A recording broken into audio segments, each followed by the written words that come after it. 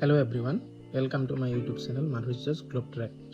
যদি আপোনালোকে আহিবলগীয়া 2 মাহত বিমানত যাত্ৰা কৰিম বুলি ভাবি আছে তেতিয়াহলে এই ভিডিঅ'টি শেষলৈকে চাব।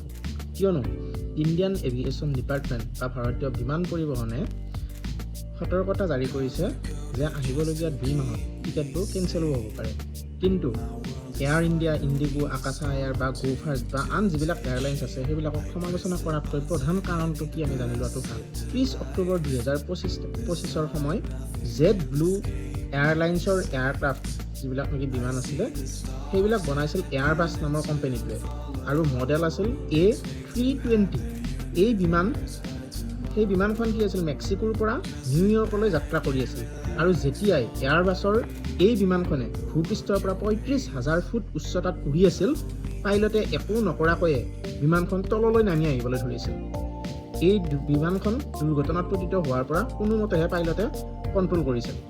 ইয়াৰ পিছত যেতিয়া ইনভেষ্টিগেশ্যনত গম পালে যে বতাহত যেতিয়া বিমানখন উৰি আছিলে তেতিয়া বিমানখনৰ ছফ্টৱেৰবিলাক বিকল হৈ গৈছিলে। ইয়াৰ পিছত আকৌ একেই ধৰণে নৱেম্বৰ 2025তো পৃথিৱীৰ বেছি সংখ্যক এয়াৰবাছৰ যিটো মডেল A320 যিটো মডেল আছিল তাৰ ছফ্টৱেৰবিলাক বিকল হৈ গৈছিল। ইয়াৰ পিছত এয়াৰবাছৰ ফালৰ পৰা কোৱা হৈছিল যে যেতিয়া বিমান আকাশত উৰি থাকে তেতিয়া ছ'লাৰ ৰেডিয়েশ্যনৰ কাৰণে ছফ্টৱেৰবিলাক বিকল হৈ যাব পাৰে।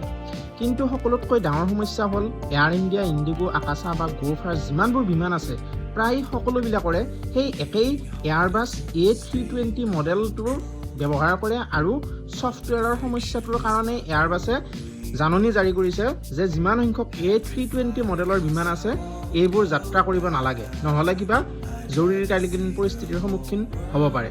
সেইকাৰণে যোৱা 4-5 দিন ধৰি এনেকুৱাকৈ প্ৰায় 500-600 বিমান সেৱাৰ পৰা বিৰত হৈ আছে। এতিয়া এয়াৰবাছে সকলোবোৰ বিমানৰ কাৰণে ছফ্টৱেৰ যিবিলাক পেটচেছ আছে সেইবিলাক আনিছে ঠিক কৰিবৰ কাৰণে, কিন্তু সকলোবোৰ বিমান ঠিক হ'বলৈ 3-4 দিন আৰু হয়তো লাগিব। কথা কিন্তু ইমানতে শেষ নহয়।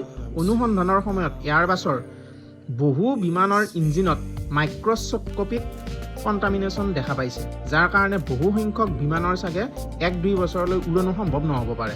এইবোৰ কাৰণতেই ইণ্ডিগোৰ বহু বিমান 2023 চনৰ পৰা চলিব পৰা নাই, তেনে বিমানবন্দৰতে পৰি আছে। গতিকে গাইজ আপোনালোকেও অলপ বুজি লওক যে অকল ইণ্ডিগো, এয়াৰ ইণ্ডিয়া বা বেলেগ যিবিলাক এয়াৰলাইন্স আছে বিমান সেৱাবিলাকৰেই অকল ভুল নহয়, ভুল হৈছে এয়াৰবাছৰ। লগতে ইয়াৰ অজুহাত লৈ যাত্ৰীক হাৰাশাস্তি কৰাটো অনুচিত। কাৰোবাৰ এতিয়া এনেকুৱা মানুহ আছে যোনে নেকি ইয়াৰ পৰা মৃতদেহবিলাক এটা জেগাৰ পৰা এটা জেগালৈ নিব পৰা নাই। এইবিলাক পৰিস্থিতিত পৰি কিনে কোনোবাই হয়তো বিয়া বা কিবা অফিচিয়েল কামবিলাক বাতি লৈছে। ৰোগীবিলাকৰ কথা এবাৰ ভাবক কিমান অসুবিধা হৈছে। লগতে চৰকাৰে এইবোৰ যিমান সম্ভৱ সোনকালে ঠিক কৰিব লাগে আৰু বিমান সংস্থাসমূহেও যাতে ইয়াৰ সুযোগ লৈ ভাড়াবিলাক বৃদ্ধি কৰিব নোৱাৰে তালৈ চকু দিব লাগে, নহ'লে সাধাৰণ মানুহৰ যিমান বিমান যাত্ৰাত যি সপোন আছিল সপোন হৈয়ে ৰ'ব। এইবিলাক কি চৰকাৰী আইন মেৰ পাছত পৰি কিনে যাতে বিমানৰ এই ভাড়াবিলাক বৃদ্ধি নহয় সেইটোৱে আমাৰ আশা থাকিল। আৰু লগতে এনেকুৱা ইনফৰ্মেটিভ আপডেটৰ কাৰণে মোৰ যিটো ইউটিউব চেনেল আছে সেইটো ফ'ল' কৰিব আৰু যদি ভিডিঅ'টি ভাল পাইছে তেতিয়াহ'লে ভিডিঅ'টিত এটা লাইক দিব আৰু শ্বেয়াৰ কৰি দিব। Thank U.